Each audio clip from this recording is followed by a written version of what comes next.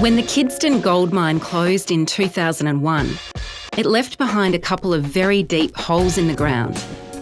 Now those holes will be turned into hydro reservoirs that act as a solar battery for communities in North Queensland. Using power during low peak, water gets pumped uphill into the reservoir.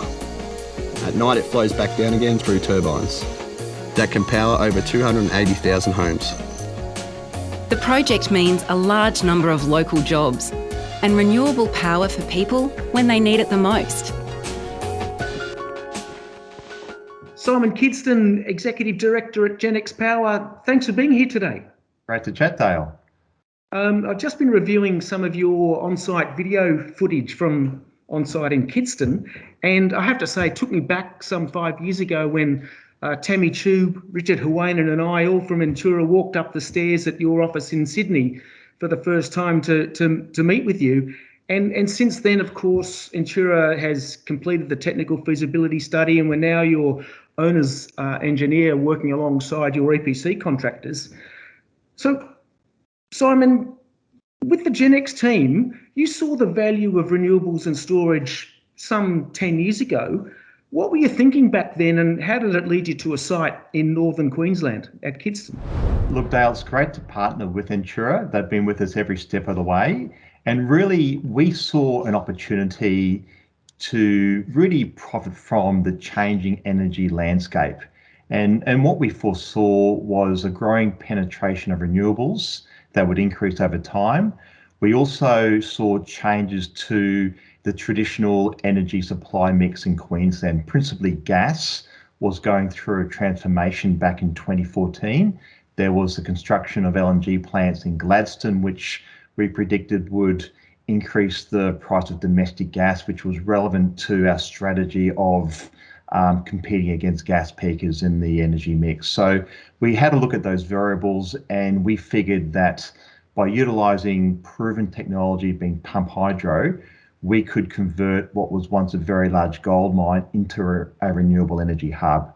But we weren't just fixated on one technology. We figured that we could utilise a number of technologies to deliver what we call renewable energy on tap, which is intermittent energy made firm and reliable through the utilisation of pump hydro.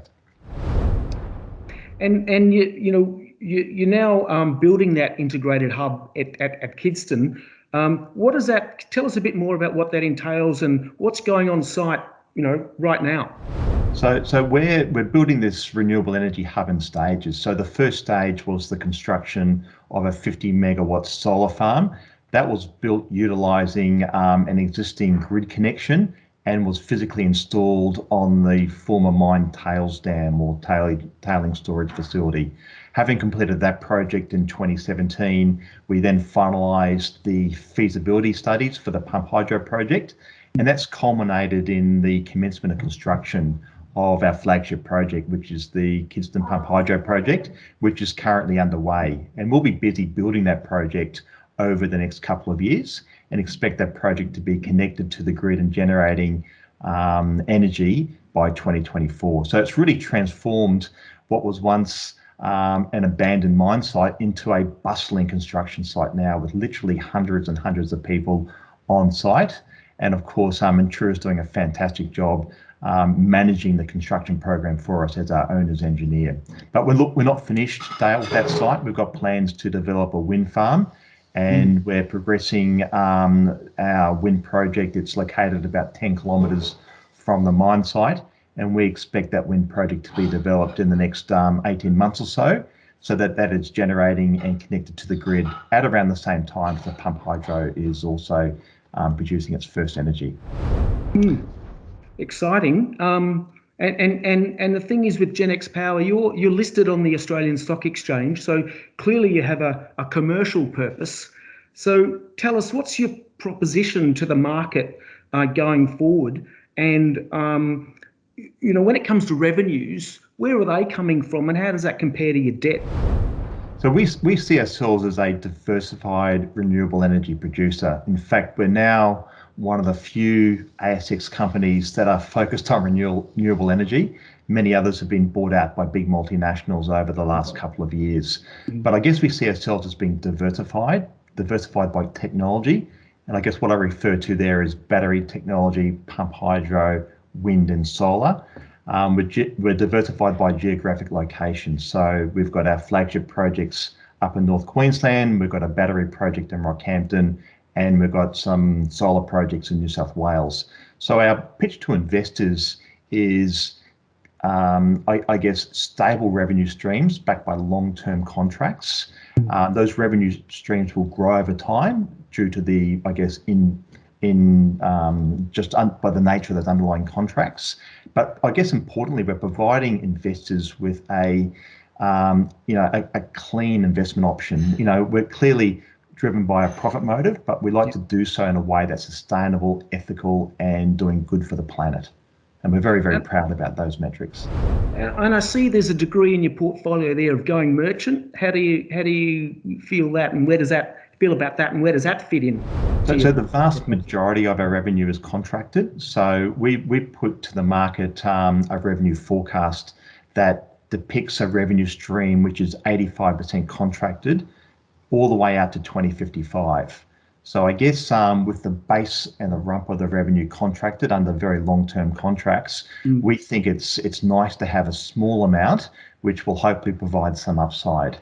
And that's certainly been the case. So our New South Wales solar farm, which is currently merchant, has been earning very attractive revenues for us, in excess of $100 per megawatt hour. So that's certainly well above our baseline forecasts, and is providing a little bit of cream to our otherwise very conservative portfolio.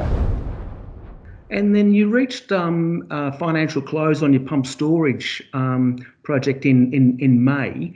How do you make financial investment decisions in the face of, let's say, ongoing government uncertainty?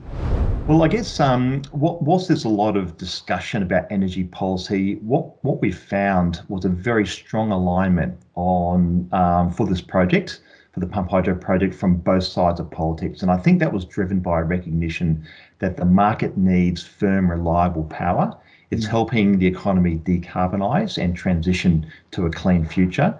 And that support from both the federal government and the state government was evidenced by contributions made by those respective governments. So by harnessing that support from government, by providing private sector capital, we were able to fund an $800 million project, the first pump hydro project developed in this country for 40 years. And we think it's going to be a key piece of energy infrastructure which will help the grid in Queensland in particular, provide grid stability, provide that firming capability to assist the economy achieve its targets of decarbonising over time. So just one final question, and it's the old chicken, egg, chicken question. What comes first, pump storage or grid connection? And I know that you're working on a new upgraded grid connection to Kidston. Who are your grid connection stakeholders? Who's building these the new transline, and what's the total cost of that? So look, it's often important to develop these projects in parallel, and there's no doubt that one of the key elements of our pump hydro project was the construction of a brand new 275 kV line to connect the Kidston site to the main grid. And we came up with a joint funding model with the Queensland government, whereby we funded just under half of the construction contract in conjunction with the Queensland government. And that project will be delivered by Powerlink, the Queensland government transmission company.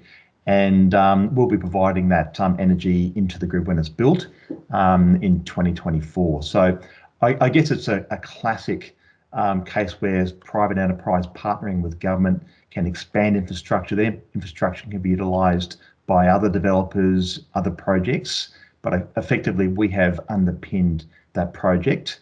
And we're delighted that that's going to open up Northwest Queensland to further development. Simon, look, thank you for your time today. You're clearly doing really exciting things. You're at the forefront of the energy transition in Australia across many geographies, not just in Queensland, and we're delighted to be working with you on that. And thanks again for your time today, and all the best to you and to the Genex team. Well, Dale, it's a pleasure. And of course, Entura has been a core part of this project delivery team, and we look forward to continuing that association many years into the future. So thanks very much. Thanks, Simon.